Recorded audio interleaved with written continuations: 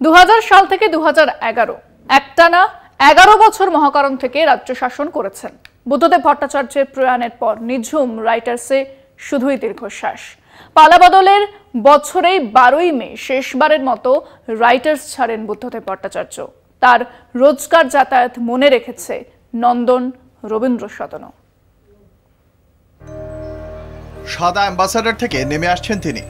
তটস্থ নিরাপত্তায় থাকা পুলিশ কর্মীরা। 2000 থেকে এটাই ছিল মহাকারণের চেনা ছবি। সাদা ধুতি পাঞ্জাবি পরা বুদ্ধদেব ভট্টাচার্য তখন মুখ্যমন্ত্রী, রাজ্যের প্রশাসনিক প্রধান। পালাবদলের আগে পর্যন্ত এই লালবাড়িই ছিল রাজ্য প্রশাসনের সদর দপ্তর। সালটা 2000। জ্যোতি বসুর থেকে ব্যাটন নিয়ে বুদ্ধদেব হয়ে উঠলেন ব্রিটিশ আমলের রাইটার্স বিল্ডিংয়ের হর্তা কর্তা বিধাতা। আজ নিঝুম লালবাড়ি। বেশ কিছু দপ্তর এখনো রয়েছে মহাকরণে। বুদ্ধদেব ভট্টাচার্যের শেষ কর্মস্থল মহাকরণ বহু প্রশাসনিক সিদ্ধান্তের সাক্ষী। সিঙ্গুরে টাটা প্রকল্প থেকে নন্দীগ্রামে সেই হাড়হিম 14ই মার্চ যেন কান পেতে শুনেছে মহাকরণের দেওয়াল। 2011 সালের 12ই মে ভোট যুদ্ধে হেরে শেষবারের মতো মহাকরণ ছাড়েন বুদ্ধদেব। এই মহাকরণ থেকে শেষবার 2011 সালের 12ই মে তিনি বেরিয়েছিলেন এবং তার গাড়ির যে চালক ওসমান তাকে জিজ্ঞেস করেছিলেন, স্যার আজকে কি মন খারাপ লাগছে? বুদ্ধদেব বাবু তাদের জানিয়েছিলেন তাকে যে যদি মানুষ চান, যদি জনগণ চান আবার তিনি ফিরে আসবেন, মানুষ না চাইলে তিনি ফিরতে পারবেন না। বুদ্ধদেব ভট্টাচার্য ফিরতে পারেননি। স্পষ্ট বক্তা বুদ্ধদেবকে কেমন দেখেছে মহাকরণ? বুদ্ধবাবুকে আপনারা সামনে থেকে দেখেছেন? সামনে থেকে দেখেছি, হ্যাঁ সামনে থেকে দেখেছি।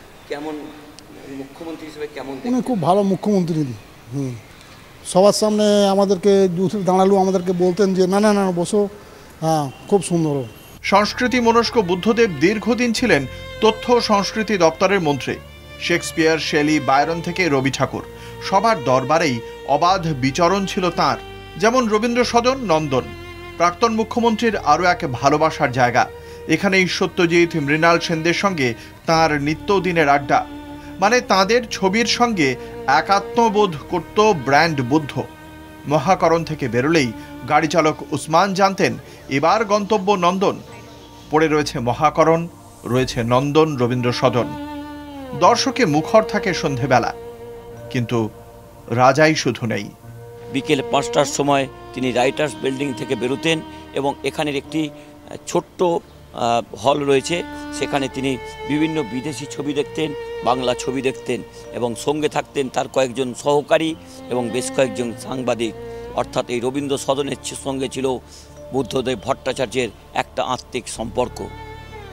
রবীন্দ্র সদন থেকে ক্যামেরায় আনন্দ চক্রবর্তীর সঙ্গে দেবজ্যোতি ঘোষ, কলকাতা টিভি।